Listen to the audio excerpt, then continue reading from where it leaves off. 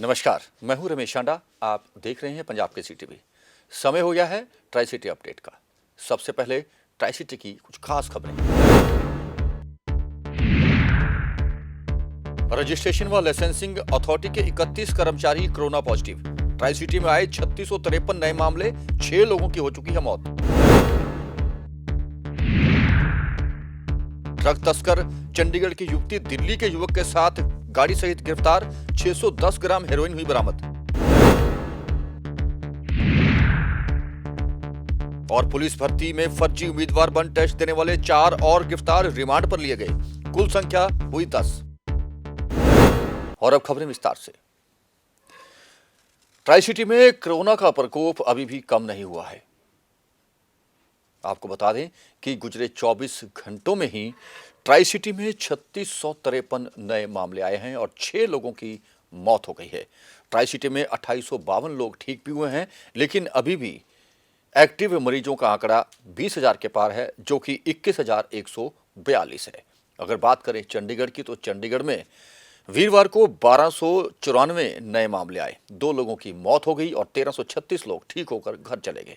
अब चंडीगढ़ में 9,922 लोग एक्टिव हैं। वहीं मोहाली की बात करें तो मोहाली में 1360 नए मरीज सामने आए हैं, 4 लोगों की मौत हो गई है और 917 लोग ठीक होकर घर गए हैं। अब वहां एक्टिव मरीजों की संख्या 9,013 बची है।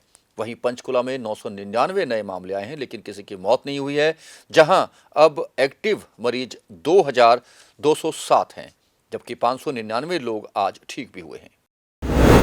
वहीं ट्राई सिटी में कोरोना के बढ़ते प्रकोप को देखते हुए अब प्रशासन ने हर कार्यालय में कर्मचारियों के भी टेस्ट करने शुरू कर दिए हैं। हाल ही में रजिस्ट्रेशन एवं लाइसेंसिंग अथॉरिटी के कर्मचारियों के टेस्ट लिए गए थे, जिसमें से 31 कर्मचारी कोरोना पॉजिटिव आए हैं, जिसके बाद डिपार्टमेंट में हड़कंप मच गया है। आज स्वास्थ्य विभाग की टीमें भी विभाग में पहुंच गई और कार्यालय को पूरी तरह से खाली करवाकर वहां सैनिटाइज किया गया है। अभी बहरहाल कार्यालय में कामकाज रोक दिया गया है। 1-2 दिन में यहां दोबारा से कामकाज शुरू हो जाएगा। बाकी बचे कर्मचारियों को भी क्वारंटाइन रहने के लिए कहा गया है और टेस्ट करवाने की सलाह दी गई है। ट्राई सिटी चंडीगढ़ में कोरोना अपना मकड़जाल तेजी से बढ़ाता जा रहा है और शहर में कई लोगों की इसने जान भी ले ली है। इसी बीच अब चंडीगढ़ सेक्टर 17 के रजिस्ट्रेशन एंड लाइसेंसिंग अथॉरिटी दफ्तर में काम करने वाली 31 लोगों की रिपोर्ट कोरोना पॉजिटिव आई है, जिसके बाद पूरे विभाग में हड़कंप मच गया। बीते कल ही सभी स्टाफ मेंबर के कोरोना टेस्ट करवाए गए थे, जिसके बाद आज रिपोर्ट आने पर अफरा तफरी का माहौल बन गया और मौके पर चंडीगढ़ स्वास्थ्य विभाग की टीम भी पहुंची और लाइसेंस अथॉरिटी के स्टाफ की रिपोर्ट आने के बाद दफ्तर में मौजूद सभी लोगों को बाहर निकाला और आगे की कार्रवाई की। पंजाब केसरी टीवी के लिए चंडीगढ़ से कुलदीप कुमार की रिपोर्ट। चंडीगढ़ पुलिस के डिस्ट्रिक्ट क्राइम सेल को उस समय बड़ी सफलता हाथ लगी जब नाके के दौरान पुलिस ने दिल्ली नंबर की एक गाड़ी रोकी। गाड़ी रोकने के बाद उसमें जब तलाशी ली गई तो पुलिस को 610 ग्राम हेरोइन बरामद हुई है, जिसकी कीमत 2 करोड़ से भी अधिक आंकी जा रही है। इस गाड़ी में सवार युवक और युवती की पहचान सेक्टर 40 की रहने वाली पूनम और दिल्ली नरेला के रहने वाले संदीप खत्री के रूप में हुई है।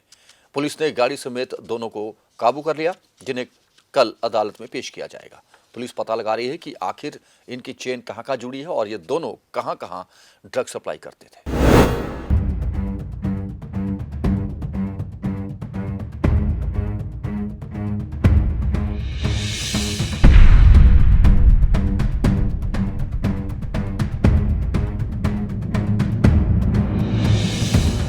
चंडीगढ़ पुलिस ने नशा तस्करी के खिलाफ बड़ी कार्रवाई को अंजाम दिया है। चंडीगढ़ एसएसपी कुलदीप सिंह चहल की ओर से बनाई गई डिस्ट्रिक्ट क्राइम सेल की टीम ने नाके के दौरान दिल्ली नंबर गाड़ी को रोका, जिसमें महिला और एक व्यक्ति से नशीला पदार्थ मिला। वहीं पुलिस को नशीला पदार्थ मिलते ही दोनों आरोपी मौके से फरार होने लगे, लेकिन पुलिस टीम ने दोनों को दबोच लिया। पकड़े गए आरोपियों की पहचान दिल्ली नरेला के संदीप खत्री और सेक्टर 40 निवासी पूनम के रूप में हुई है। डिस्ट्रिक्ट क्राइम सेल की टीम ने पूनम और संदीप खत्री को industrial area face 1 Punjab roadways workshop के पास लगे नाके के दौरान पकड़ा है। पुलिस जांच में दोनों के कब्जे से आधे किलो से ज्यादा हेरोइन बरामद की है। पुलिस ने दोनों के खिलाफ मामला दर्ज कर गिरफ्तार कर लिया है। शुक्रवार को दोनों को जिला अदालत में पेश किया जाएगा। वहीं इसको लेकर डिस्ट्रिक्ट क्राइम सेल की टीम के इंचार्ज नरेंद्र पटियाल ने जानकारी दी है। वर्कशॉप की तरफ जो जाती है पंजाब रोडवेज की वर्कशॉप की तरफ, तो उधर एक गाड़ी आई, गाड़ियाँ वगैरह चेक कर रहे थे इन बिटवीन, तो एक लाइट ब्लू कलर की गाड़ी आती है, दिल्ली नंबर होता है उसका। तो वो पुलिस पार्टी के नाका से तो पहले थोड़ी देर पहले वो रोक लेता है, लेकिन उसके बाद स्पेस नहीं था कि वापस मुड़ सकें। टीम ने जो है वो काबू किया, उसमें एक महिला भी सवार थी ड्राइवर के साथ। लेडी पुलिस हमारे साथ मौजूद थी। उनको जब हमारी टीम ने उनको नैप किया तो उनके पास से जो है वो हमें हेरोइन जो है वो दोनों के पास से बरामद हुई है। जो हमने व्यक्ति काबू किए थे, एक महिला और एक व्यक्ति, जो व्यक्ति था उसका नाम जो है वो संदीप खत्री मालूम हुआ है, और वो दिल्ली का रहने वाला है बेसिकली, और ये उसी की स्विफ्ट डिज़ायर गाड़ी थी। जो महिला उसके साथ बैठी हुई थी, वो महिला जो है वो उसका नाम जो है वो पूनम नाम से वो आइडेंटिफाई हुई है, और वो पहले डड्डू माजरा कॉलोनी चंडीगढ़ में रहती थी, और अब अभी रिसेंटली जो है एट प्रेजेंट वो सेक्टर 40A में जो है वो रह रही है। और हमारी पुलिस टीम ने उसको शनाख्त भी कर ली थी, क्योंकि वो पुरानी ड्रग पेडलर है। जो पूनम है उसके पास से हमारे को जो है वो 400 ग्राम हेरोइन रिकवर हुई है, और जो ये संदीप खत्री था इसके पास से 200 ग्राम जो है हेरोइन बरामद हुई है हमारे को। जो टोटल जो है वो 610 ग्राम हेरोइन जो है हमने इन दोनों से जो है रिकवर करी है। तो इन दोनों पर कोई पहले भी मुकदमे वगैरह दर्ज हैं या कैसे? कोई पूनम का रिकॉर्ड जो है वो हमारे पास मौजूद है। पूनम के खिलाफ पहले भी जो है वो 9 मुकदमे चंडीगढ़ में अलग अलग पुलिस स्टेशन में दर्ज हैं, जिनमें राइटिंग का मुकदमा दर्ज है, चोरी के मुकदमे दर्ज हैं, और NDPS एक्ट के केसेस भी दर्ज हैं, और कुछ केसेस में इसको कन्विक्शन भी हो चुकी है। अगर बात की जाए जो पकड़ी गई हीरोइन की मार्केट, इंटरनेशनल मार्केट वैल्यू कितनी है, यानी कितना बता सकते हैं? अभी जो हम भी नेट पर चेक करते हैं या न्यूज़ देखते हैं, अदर पुलिस जो है वो इसको रिकवर करती है, तो 1 kg की 5 करोड़ के करीब जो है इंटरनेशनल वैल्यू इसकी बताई जाती है। तो 270-280 के करीब जो है वो 600 ग्राम की वैल्यू जो है हम मानकर चल रहे हैं कि इतनी होगी। फिलहाल पुलिस की ओर से आरोपियों को कब्जे में लेकर पूछताछ की जा रही है। बता दें कि शहर में 26 जनवरी को लेकर पुलिस प्रशासन अलर्ट मोड में है। ऐसे में हर आने जाने वाले पर कड़ी नजर रखी जा रही है। इसी के तहत चंडीगढ़ पुलिस को बड़ी सफलता मिली है। पंजाब केसरी टीवी के लिए चंडीगढ़ से कुलदीप कुमार की रिपोर्ट। चंडीगढ़ नगर निगम में हाल ही में हुए मेयर के चुनावों को आम आदमी पार्टी की ओर से पंजाब और हरियाणा हाई कोर्ट में चुनौती दी गई थी। इन्होंने इस चुनाव को अवैध बताया था और चुनाव रद्द करने की मांग की है। हाई कोर्ट में इस मामले को लेकर आज सुनवाई हुई, लेकिन तकनीकी कारणों से सुनवाई स्थगित कर दी गई है। अब इस मामले में अगली सुनवाई 4 फरवरी को होगी। पंजाब विश्वविद्यालय के प्रोफेसर तरुण घई ने संगीन आरोप लगाते हुए आज पत्रकार सम्मेलन आयोजित किया। पत्रकार सम्मेलन में पत्रकारों को उन्होंने बताया कि मुकेरिया के कॉलेज में जिसकी प्रिंसिपल के रूप में नियुक्ति की गई है वह अवैध है। उन्होंने कहा कि समीर शर्मा असिस्टेंट प्रोफेसर भी नहीं बने थे जिन्हें की प्रिंसिपल लगा दिया गया, जबकि कानूनन प्रिंसिपल उस व्यक्ति को लगाया जाता है जिसके पास 15 वर्ष का असिस्टेंट प्रोफेसर का एक्सपीरियंस हो। लेकिन संदीप लेक्चरर से सीधे ही प्रिंसिपल बना दिए गए, जो कि गैर कानूनी है।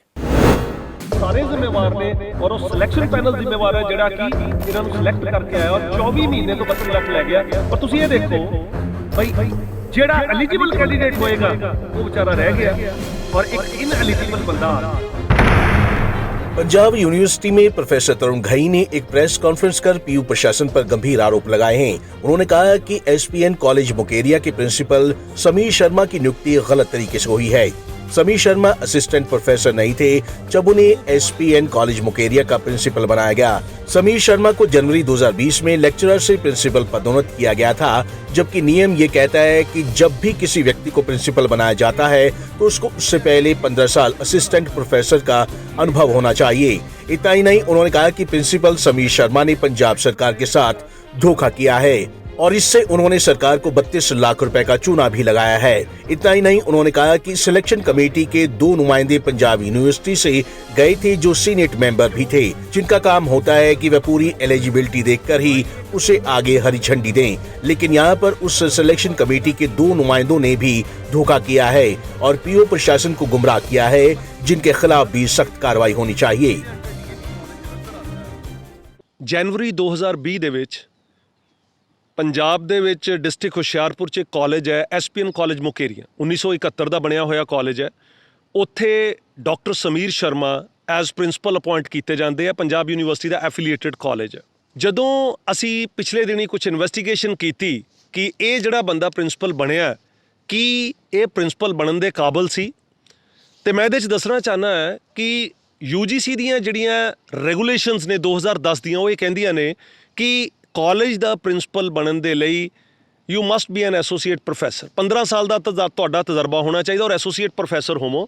ਔਰ ਐਸੋਸੀਏਟ ਪ੍ਰੋਫੈਸਰ ਵੀ ਨਾਲ ਉਹ ਕਹਿੰਦੀ ਹੈ ਕਿ ਇੱਕ ਯੂਨੀਵਰਸਿਟੀ ਦੇ ਸਿਲੈਕਸ਼ਨ ਪੈਨਲ ਦੇ ਥਰੂ ਤੁਹਾਨੂੰ ਸਿਲੈਕਟ ਕੀਤਾ ਗਿਆ ਹੋਵੇ ਕਿ ਤੁਸੀਂ ਐਸੋਸੀਏਟ ਪ੍ਰੋਫੈਸਰ ਬਣ ਗਏ ਹੋ। ਜਦੋਂ ਅਸੀਂ ਪਤਾ ਕੀਤਾ, ਤਹਿ ਤੱਕ ਗਏ ਸਾਰੇ ਮਾਮਲੇ ਦੀ, ਤਾਂ ਸਮੀਰ ਸ਼ਰਮਾ 2001 ਦੇ ਵਿੱਚ DAV ਕਾਲਜ ਜਲੰਧਰ ਜੁਆਇਨ ਕਰਦਾ ਹੈ ਔਰ ਗੁਰੂ ਨਾਨਕ ਦੇਵ ਯੂਨੀਵਰਸਿਟੀ ਦੇ ਅੰਡਰ ਉਹ ਕਾਲਜ ਆਉਂਦਾ ਹੈ।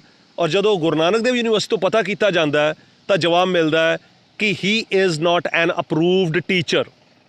ਉਹ ਅਸਿਸਟੈਂਟ ਪ੍ਰੋਫੈਸਰ ਵੀ ਨਹੀਂ ਹੈਗਾ, ਉਹਦੀ ਅਸਿਸਟੈਂਟ ਪ੍ਰੋਫੈਸਰ ਦੀ ਅਪਰੂਵਲ ਵੀ ਅੱਜ ਤੱਕ ਨਹੀਂ ਹੋਈ। ਅੱਜ 20 ਜਨਵਰੀ 2022 ਨੂੰ ਮੈਂ ਇੰਟਰਵਿਊ ਕਰ ਰਿਹਾ ਤੇ ਅੱਜ ਤੱਕ ਵੀ ਉਹਦੀ ਅਸਿਸਟੈਂਟ ਪ੍ਰੋਫੈਸਰ ਦੀ ਅਪਰੂਵਲ ਨਹੀਂ ਆਈ। ਉਹ ਬੰਦਾ ਇੱਕ ਕਾਲਜ ਦਾ ਪ੍ਰਿੰਸੀਪਲ ਬਣਿਆ ਹੋਇਆ।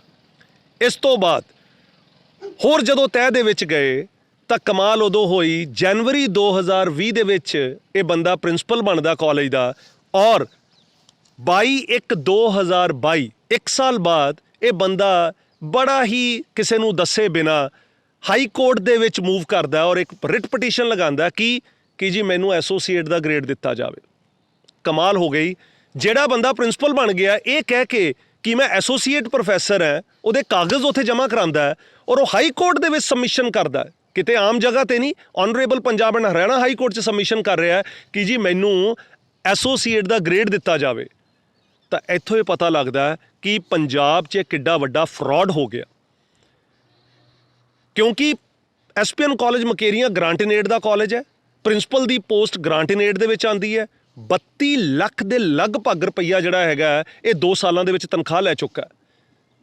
ਜਿਹੜਾ ਬੰਦਾ ਇਲੀਗਲ ਪ੍ਰਿੰਸੀਪਲ ਹੈ, ਜਿਹੜਾ ਬੰਦਾ ਫਰਾਡ ਹੈ, ਜਿਹੜੇ ਬੰਦੇ ਦੇ ਉੱਪਰ ਕ੍ਰਿਮੀਨਲ ਆਫੈਂਸ ਜਿਹਨੇ ਕੀਤਾ ਹੈ ਔਰ ਉਹਦੇ ਉੱਪਰ ਕ੍ਰਿਮੀਨਲ केस रजिस्टर होना चाहिए। बहरहाल प्रोफेसर तरुण घई ने इस मामले को लेकर सेक्रेटरी एजुकेशन को शिकायत की है और समीर शर्मा को जल्द से जल्द निलंबन करने की मांग की है।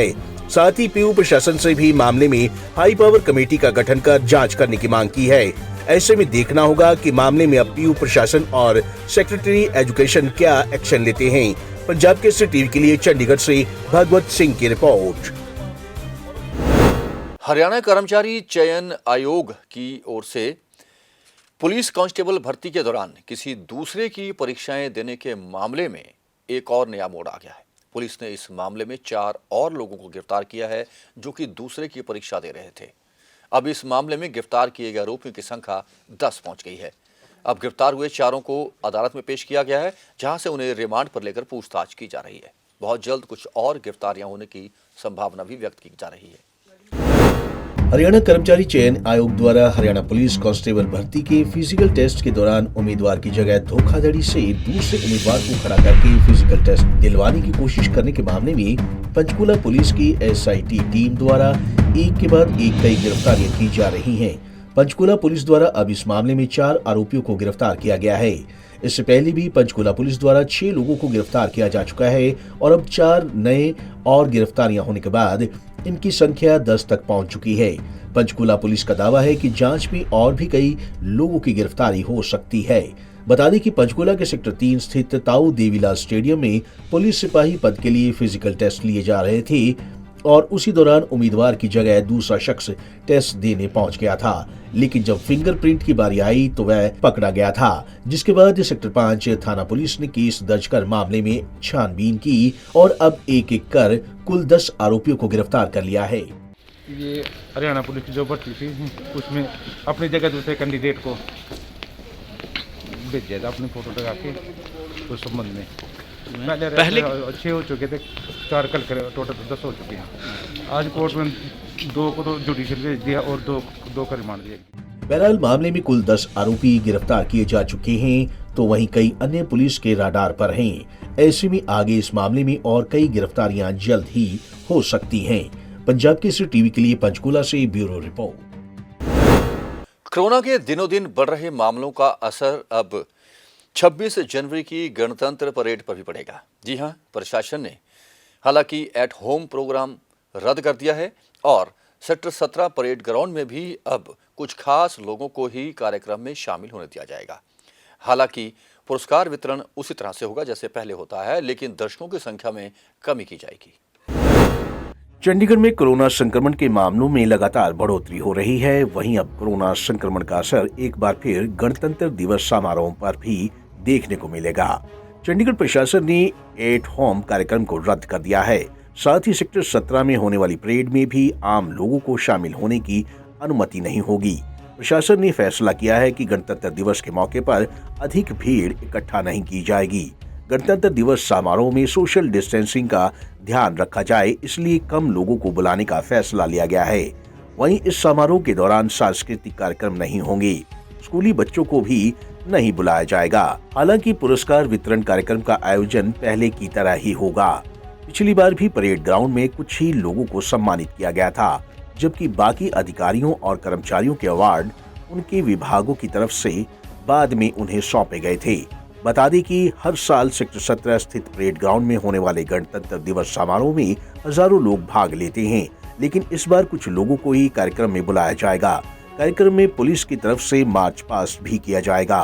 साथ ही सभी लोगों के लिए मास्क पहनना अनिवार्य होगा। कुर्सियां भी तय दूरी पर लगाई जाएंगी। वहीं कोरोना के कारण गणतंत्र दिवस के अवसर पर पंजाब राजभवन में एट होम कार्यक्रम नहीं होगा। इस संबंध में निर्णय ले लिया गया है।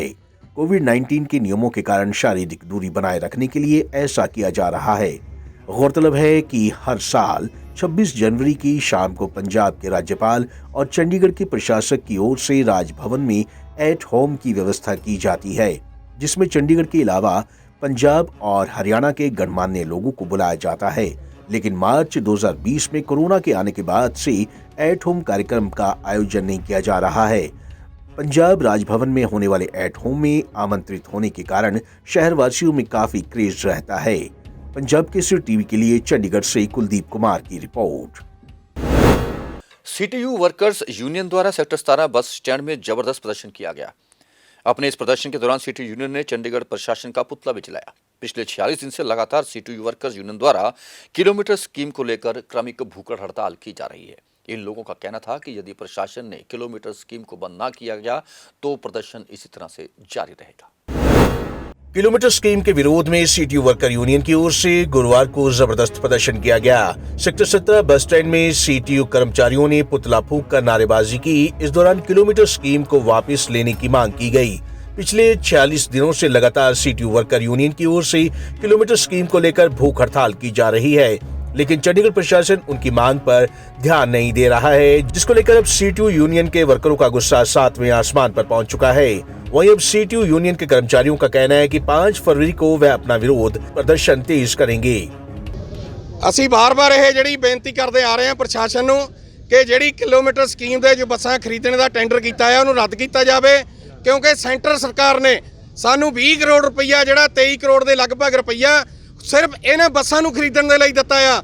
ਪਰ ਇੱਥੋਂ ਦਾ ਪ੍ਰਸ਼ਾਸਨ ਦੇ ਜਿਹੜੇ ਅਧਿਕਾਰੀ ਨੇ ਉਹ ਆਪਣੇ ਬਿੱਲਿਆਂ ਦੀ ਦੌੜ ਦੇ ਵਿੱਚ ਨੇ ਕਿ ਸਾਡੇ ਗਵਰਨਰ ਤੋਂ ਬਿੱਲਾ ਲੱਗ ਜੇ ਕਿ ਅਸੀਂ ਇੰਨੇ ਪੈਸੇ ਬਚਾ ਕੇ ਦੇਤੇ, ਫ੍ਰੀ ਦੇ ਵਿੱਚ ਬੱਸਾਂ ਚਲਾਤੀਆਂ। ਸਾਡਾ ਜਿਹੜਾ ਬਜਟ ਮਿਲਿਆ ਹੋਇਆ ਉਹਨੂੰ ਸਰੈਂਡਰ ਕੀਤਾ ਜਾ ਰਿਹਾ ਆ, ਲੇਕਿਨ ਪ੍ਰਾਈਵੇਟ ਜਿਹੜਾ ਟੈਂਡਰ ਹੈ ਉਹਨੂੰ ਇੱਥੇ ਪ੍ਰਵਾਨ ਕਰਵਾਇਆ ਜਾ ਰਿਹਾ ਆ। ਅਸੀਂ ਇਹ ਕਹਿਣਾ ਚਾਹੁੰਦੇ ਹਾਂ ਕਿ ਕਿਸੇ ਵੀ ਕੀਮਤ ਤੇ ਪ੍ਰਾਈਵੇਟ ਬੱਸਾਂ ਦੀ ਇੱਥੇ ਐਂਟਰੀ ਨਹੀਂ ਹੋਣ ਦਿੱਤੀ ਜਾਏਗੀ। ਔਰ 5 ਤਰੀਕ ਦਾ ਜਿਹੜਾ ਪ੍ਰੋਗਰਾਮ ਹੈ, 5 ਤਰੀਕ ਨੂੰ 17 ਬੱਸ ਸਟੈਂਡ ਦੇ ਉੱਤੇ ਅਸੀਂ ਜਿਹੜਾ ਗਵਰਨਰ ਦਾ, ਪ੍ਰਸ਼ਾਸਕ ਦਾ, ਚੰਡੀਗੜ੍ਹ ਦੇ ਦਾ ਪੁਤਲਾ ਫੂਕਾਂਗੇ ਤਾਂ ਜੋ ਕਿ ਸਾਡੀ ਆਵਾਜ਼ ਆ ਜਿਹੜੀ ਗਵਰਨਰ ਹਾਊਸ ਤੱਕ ਪਹੁੰਚੇ ਤੇ ਇਹਨਾਂ ਅਧਿਕਾਰੀਆਂ ਦੀ ਪੁੱਛਗਿੱਛ ਹੋਵੇ ਕਿ ਇਹ ਕੀ ਕਰ ਰਹੇ ਨੇ।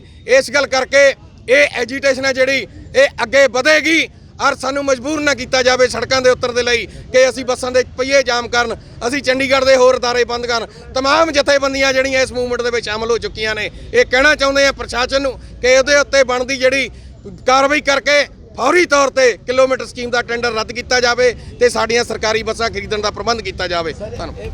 वहीं सीटीयू यूनियन का आरोप है कि चंडीगढ़ में किलोमीटर स्कीम के तहत लाई जा रही बसों से ठेकेदारों को फायदा पहुंचाया जा रहा है, जबकि केंद्र सरकार द्वारा 20 करोड़ का फंड जारी किया गया था ताकि सीटीयू के खेमे में बसें आ सके, लेकिन प्रशासन के अधिकारियों द्वारा ऐसा न कर किलोमीटर स्कीम के तहत बसें लाई जा रही है। किलोमीटर स्कीम के टेंडर के खिलाफ लगातार जो संघर्ष चल रहा है। ਅੱਜ 46ਵਾਂ ਦਿਨ ਸੀਗਾ।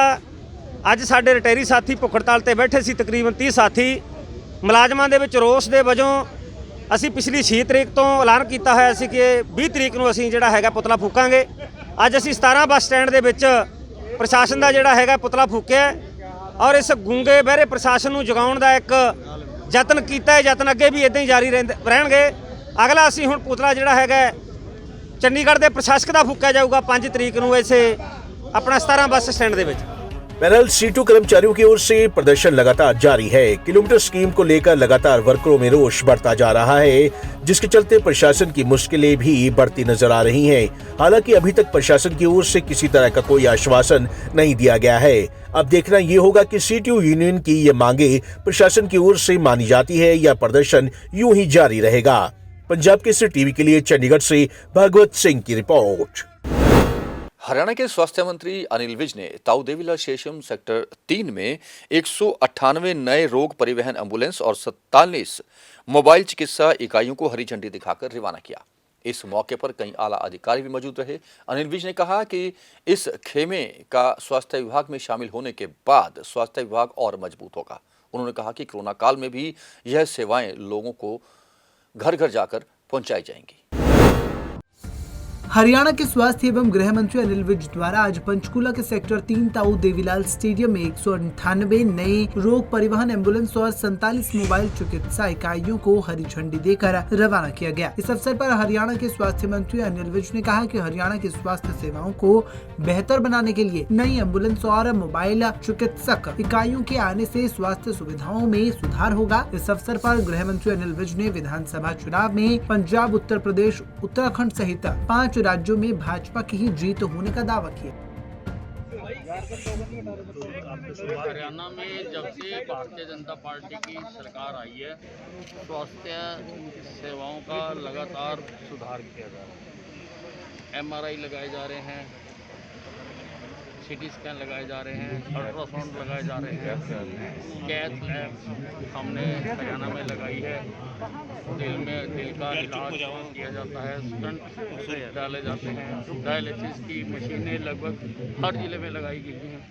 कोरोना आया तो RT-PCR हमने लगभग हर जिले में लगी, केवल झज्जर को छोड़कर सारे जिलों में लगी। इसी प्रकार से नई बिल्डिंगें भी बनाई जा रही हैं और भविष्य में हम स्वास्थ्य सेवाओं के लिए सारे हरियाणा की मैपिंग करवाने जा रहे हैं कि कहाँ पर कितने बेड का अस्पताल चाहिए, कहाँ CSC चाहिए, कहाँ PSC चाहिए, कहाँ पर कितने बेड्स होने चाहिए, इसका भी हम मैपिंग करवाने जा रहे हैं। और आज इसी श्रृंखला में 47 जो मोबाइल मेडिकल यूनिट्स हैं वो लॉन्च की गई। ये चलता फिरता अस्पताल है, इसमें सारी सुविधाएं, इसमें लैब भी है, जनरेटर भी है, एयर कंडीशन है ये, और इसमें जो पेशेंट्स के लिए सारी सुविधाएं, फार्मेसी भी है इसमें ऑक्सीजन का भी इंतज़ाम है, सारी सुविधाएं इसमें है। उत्तर प्रदेश हो,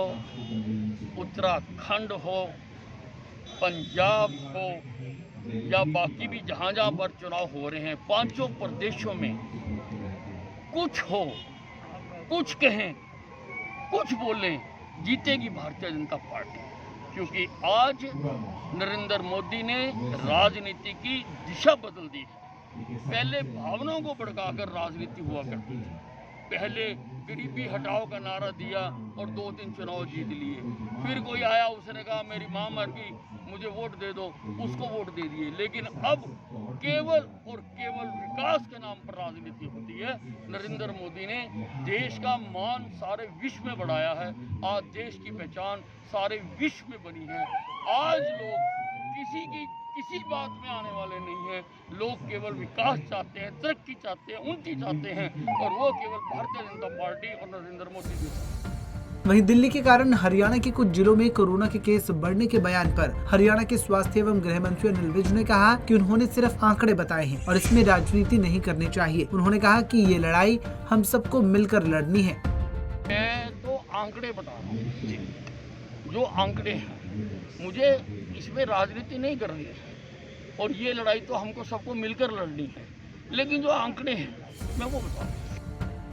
गौरतलब है कि हरियाणा में लोगों को बेहतर स्वास्थ्य सुविधा देने के लिए लगातार प्रदेश सरकार कार्य कर रही है, जिसके चलते आज गृह मंत्री अनिल विज ने नई 198 एम्बुलेंस स्वास्थ्य विभाग के बेड़े में जोड़ दी है, जिसके बाद अब हरियाणा स्वास्थ्य विभाग में 635 एम्बुलेंस हो जाएंगी, जिसके चलते मरीजों को जल्द उपचार मिल सकेगा। वहीं विज ने इससे आने वाले दिनों में लोगों को बेहतर स्वास्थ्य सेवाएं मिलने की बात कही।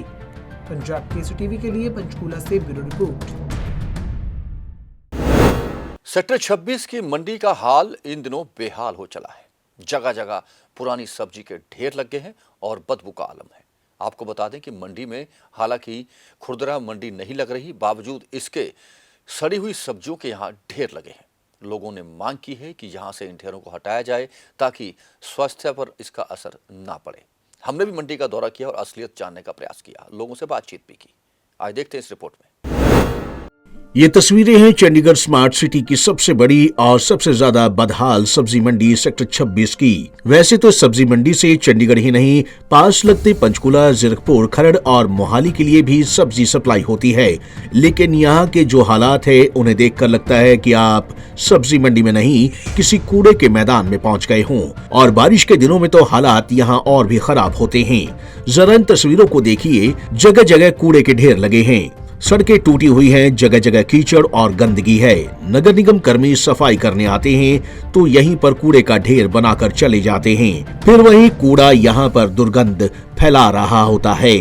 यही नहीं, यहाँ पर सीवरेज भी जगह जगह से ब्लॉक है, जिससे सीवर का गंदा पानी सड़कों पर बह रहा है। वहीं हवा में झूलती बिजली की हाई टेंशन तारें कभी भी बड़े हादसे को न्योता दे सकती हैं, क्योंकि यहाँ पर रोजाना 40 से 50 ट्रक सब्जियों और फलों की खेप के पहुँचते हैं। लेकिन इस सब के बावजूद प्रशासन और नगर निगम इस ओर ध्यान नहीं दे रहा है।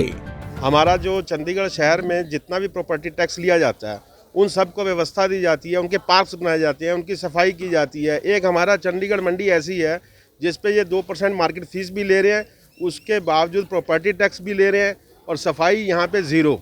गटर बंद है, गारा सब जगह हो रखा है। ये खुद ही सरकार जो है न्योता दे रही है कि आओ यहाँ पे बीमारी मिल के फैलाएँ। पिछले अरुण कुमार जी डीसी आए थे, तकरीबन इस बात को 15 साल हो गए हैं, तब ये सड़कें बनी थी, उसके बाद आज तक सड़कें नहीं बनी हैं। जी ट्रक पलटे हैं, बहुत ट्रक पलटे हैं यहाँ पे। पीछे उस साइड में जाके देखिए आप, नीचे का पानी ऐसे लगता है कि पानी नीचे से निकल रहा है। गटर की व्यवस्था बिल्कुल ज़ीरो हो चुकी है, गटर टूटे हुए हैं सारे। देखिए जी, इसके लिए तो ये मार्केट बोर्ड है। वॉशरूम के ऊपर जितने भी ये जमादारों की इन्होंने ड्यूटी लगाई है, वो उसकी तरफ बिल्कुल ध्यान नहीं देते, सिर्फ खर्चे शो करते हैं और काम के नाम पे ज़ीरो है। सर, मैं प्रशासन से बार बार विनती करूँगा कि आकर यहाँ हमारी व्यवस्था देखें। जहाँ नल की ज़रूरत है, शौचालय की ज़रूरत है, आगे व्यवस्था को दुरुस्त करें। अगर ये ऐसे नहीं तो ऐसे तो बीमारी और फैलेगी, बहुत फैलेगी। सर, यहाँ की मंडी का इतना बुरा हाल है, जब भी बारिश होती है चिक्कड़ इतना हो जाता है कि यहाँ के निकलने की जगह ही नहीं होती है। कि आड़ती जो भी निकलता है, जो भी ग्राहक आता है, उसको परेशानी होती है कि निकले कहाँ से निकले। इतना गाड़ा जम जाता है मंडी में, बाकी गाड़ियाँ लग जाती है, सौदा लगाने की बिल्कुल जगह नहीं होती इस मंडी में। मंडी इतनी छोटी पड़ गई है कि गाड़ियाँ बहुत ज़्यादा आ रही हैं कि जहाँ आड़ती सौदा लगाते थे वहाँ गाड़ियाँ लग रही हैं कि सौदा लगाने की बिल्कुल भी जगह नहीं है यहाँ पे। बुरा हाल है। सड़कें इतनी ख़राब है, सड़कें टूटी हुई हैं, बारिश होती है तो चिक्कड़ इतना ज़्यादा हो जाता है कि पानी इतना हो जाता है कि बंदे के आने जाने की व्यवस्था में बहुत ज़्यादा दिक्कत होती है। सीवरेज का पानी भी बंद हो जाता है। हाँ, सीवरेज का भी पानी आता है और बारिश होने के बाद 4-5 दिन सफाई नहीं होती है मंडी में। ट्राई सिटी चंडीगढ़ की सबसे बड़ी मंडी होने के बावजूद इस मंडी के हालात काफी दयनीय हैं और जिस तरह से यहाँ गंदगी फैली रहती है, कहा जा सकता है कि यहाँ से सब्जियों के साथ साथ बीमारियों की भी पूरे शहर में सप्लाई होती है और इसके लिए कोई और नहीं, चंडीगढ़ नगर निगम और प्रशासन जिम्मेवार है। पंजाब केसरी टीवी के लिए चंडीगढ़ से कुलदीप कुमार की रिपोर्ट। सेक्टर 45 में गौरीशंकर सेवा दल की ओर से सेक्टर 45 की गौशाला में मंदिर का नव निर्माण करवाया जा रहा है। पुराना मंदिर बहुत छोटा था, जिसे कि अब बड़ा रूप दिया जा रहा है, जिसके लिए विशेष रूप से कारीगर बुलाए गए हैं। इस मंदिर का निर्माण कार्य अप्रैल 2022 तक पूरा कर लिया जाएगा। इस मौके पर मौजूद गौशाला के सेवक विनोद और अन्य ने भी इस संबंध में जानकारी दी। आइए देखते हैं। इसमें सबसे पहले बात तो ये है कि इसमें जो नक्काशी हो रहा है काफ़ी मतलब सूझबूझ से हो रहा है, मतलब इसमें काफ़ी ध्यानपूर्वक से करना पड़ता है काम। बाकी यही है डिज़ाइनिंग में। चंडीगढ़ में और कहीं नहीं मिलेगा? कहीं नहीं मिलेगी चंडीगढ़ में चीज़ देखने को। सर ये लक्कड़ का मंदिर बन रहा है, जैसे हमारे राजा महाराजाओं से चला हुआ काम है। राजा मतलब ये देवी देवते के लिए बनता है स्पेशली, जो गेट बनते हैं देवी देवते की कला है इसमें। डिज़ाइन तो कई प्रकार के होते हैं, मगर ये देवी देवते का अलग से होता है डिज़ाइन इसमें, मतलब देवी देवते के लिए बनते हैं असलियत में जो। यानी कि हिमाचल की कला दिखाई दे रही है। हाँ जी हिमाचल क्या। प्रणाम जी, गौशाला सेक्टर 45 से मैं वाइस प्रेसिडेंट विनोद कुमार जी, और यहाँ पर हम 1050 के लगभग गौ संख्या है जिसकी हम सेवा करते आ रहे हैं लोगों के सहयोग के द्वारा। और यहाँ पर हमारा पुरातन मंदिर है जो 1980 के दशक से पहले का है, उसके अब हम नव निर्माण करवा रहे हैं मंदिर का। उसके लिए हमने जो है लक्कड़ का इस्तेमाल कर रहे हैं, जो आपने सुना होगा कास्ट कुली एक पुरातन वो है, कास्ट कुली शैणी बोला जाता है उसको, जो लक्कड़ के ऊपर नक्काशी की जाती है। लक्कड़ के ऊपर नक्काशी की जाती है, लक्कड़ के ऊपर अलग अलग प्रकार के जो डिज़ाइन हैं वो उकेरे जाते हैं। उसके साथ साथ में भगवान की जो मूर्तियां हैं वो भी बनाई जाती है। ये कास्कुणी शैली के लोग जो हैं ये किन्नौर से विशेष रूप से हमने कारीगर बुलाए हुए हैं जो लक्कड़ के ऊपर नक्काशी कर रहे हैं। और ये हमारा पुरातन मंदिर है, उसमें हम पुरातन जो संस्कृति और कला है उसको हम सहेजने का गौरी शंकर सेवा दल परिवार जो है एक प्रयास कर रहा है।